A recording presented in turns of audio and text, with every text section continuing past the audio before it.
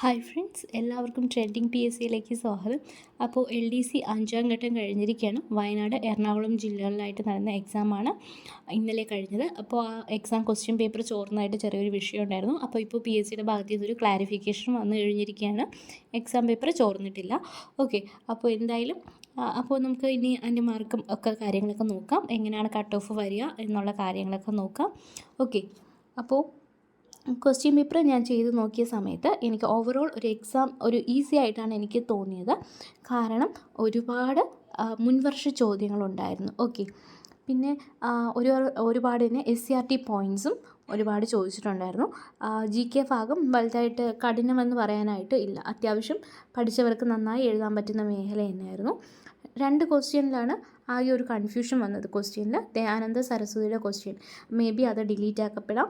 Okay, അതുപോലെ തന്നെ നീതി ആയോഗിൻ്റെ അതിൽ പ്രധാനമന്ത്രി വൈസ് ചെയർമാൻ എന്നാണ് തന്നിട്ടുള്ളത്. അപ്പോൾ അതും എന്ത് ചെയ്യാം, മേ ബി ഡിലീറ്റ് ചെയ്യപ്പെടാം.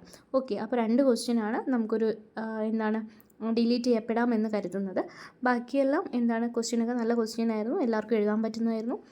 നമ്മൾ നേരത്തെ കണ്ട ആ ഒരു ഫോർമുല തന്നെയാണ് വന്നിട്ടുള്ളത്. ഉദാരവൽക്കരണം, ഹരിത വിപ്ലവം, അങ്ങനെ നേരത്തെ ചോദിച്ചിട്ടുള്ള ആ ഒരു ക്വസ്റ്റ്യൻ സീരീസ് തന്നെയായിരുന്നു ഇപ്പോഴും വന്നിട്ടുള്ളത്.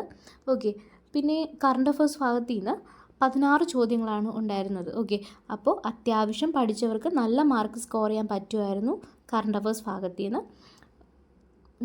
പിന്നെ ബാക്കിയെല്ലാം നന്നായി ചെയ്യാൻ പറ്റിയിട്ടുണ്ടെന്ന് ഞാൻ കരുതുന്നു. ലേറ്റസ്റ്റ് ആയിട്ടുള്ള അപ്പോയിൻമെൻറ്റ് നല്ലോണം ചോദിച്ചിരുന്നു കേട്ടോ. അപ്പോൾ നമ്മൾ അതൊരു വീഡിയോ ആയിട്ട് ചെയ്തിട്ടുണ്ടായിരുന്നു. അപ്പോൾ പഠിച്ചവർക്ക് ഉപകാരപ്പെട്ട് കാണുമെന്ന് വിശ്വസിക്കുന്നു. പിന്നെ സയൻസ് ഭാഗത്തേക്ക് വരുമ്പോഴത്തേനും സയൻസിന് SCRT എന്നുള്ള സയൻസ് കൂടുതലുണ്ടായിരുന്നു. അപ്പോൾ അതൊക്കെ എഴുതാൻ പറ്റും. പിന്നെ ഒരു 4 ക്വസ്റ്റ്യൻ വളരെ ടഫായിട്ടാണ് എനിക്ക് ഫീൽ ചെയ്തത്. അപ്പോൾ അത് എഴുതുന്നവർക്ക് എഴുതിയാൽ ചിലപ്പോൾ റാങ്ക് മേക്കിംഗ് ആയിരിക്കും ക്വസ്റ്റ്യൻ ആയിരുന്നു അതൊക്കെ. കിട്ടാത്തവർക്ക് സ്കിപ്പ് ചെയ്യേണ്ടതാണ്. ഒരു നെഗറ്റീവിലോട്ട് പോവാതെ സ്കിപ്പ് ചെയ്യേണ്ട ക്വസ്റ്റ്യൻ ആയിരുന്നു.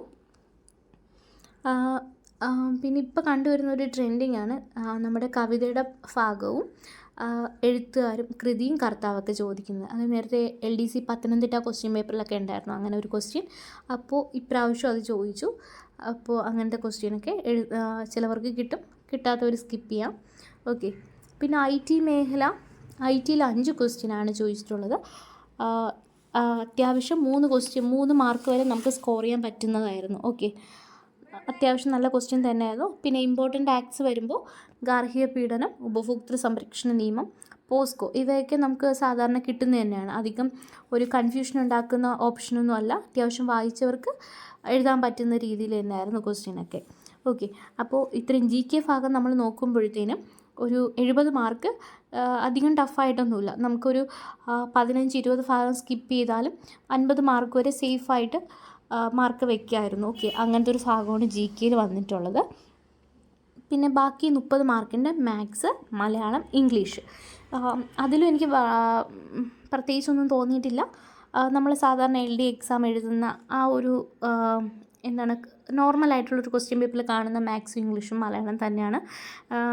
കടുകട്ടിയൊന്നും അല്ലായിരുന്നു. ഓക്കെ, ഏകദേശം ഒരു 21 മാർക്ക് 20 അല്ലെങ്കിൽ 21 മാർക്കിന് മുകളിലോട്ട് നമുക്ക് എന്ത് ചെയ്യായിരുന്നു, സ്കോർ ചെയ്യായിരുന്നു പഠിച്ചവർക്ക്. ഒരുപാട് PYQ ഒക്കെ ആയിരുന്നു കേട്ടോ. വാഗ്മയം, അന്തഛിദ്രം ഇതൊക്കെ PYQ ആണല്ലോ. അപ്പോൾ നമുക്കത് കിട്ടും. അപ്പോൾ നമുക്ക് ആകെ ഒരു 70 മാർക്ക് വരെ സ്കോർ ചെയ്യാൻ പറ്റുമായിരുന്നുള്ള ഒരു എക്സാം ആയിരുന്നു. പിന്നെ എക്സാം കാളിലെ ടെൻഷൻ, കൺഫ്യൂഷൻ ഇവയൊക്കെ കാരണം നമുക്ക് ചിലപ്പോൾ ഒരു 3-4 മാർക്ക് വരെ കുറയാം. ഓക്കെ, അങ്ങനെയാണെങ്കിൽ നമുക്ക് എറണാകുളം ഒരു 60-65 മാർക്ക് വരെ കട്ട് ഓഫ് വരും എന്ന രീതിയിൽ പ്രതീക്ഷിക്കാം. പിന്നെ വയനാട് 58 മുതൽ 64 മാർക്ക് വരെ നമുക്ക് കട്ട് ഓഫ് വരുമെന്ന് പ്രതീക്ഷിക്കാം. ഇതൊക്കെ നമുക്കിപ്പോൾ ഒരു സേഫ് സോൺ എന്നുള്ള രീതിയിൽ വിശേഷിപ്പിക്കാം. ബാക്കി ഫൈനൽ കീ വന്നതിന് ശേഷം മാത്രമേ നമുക്ക് ഉറപ്പിക്കാനായിട്ട് പറ്റൂ.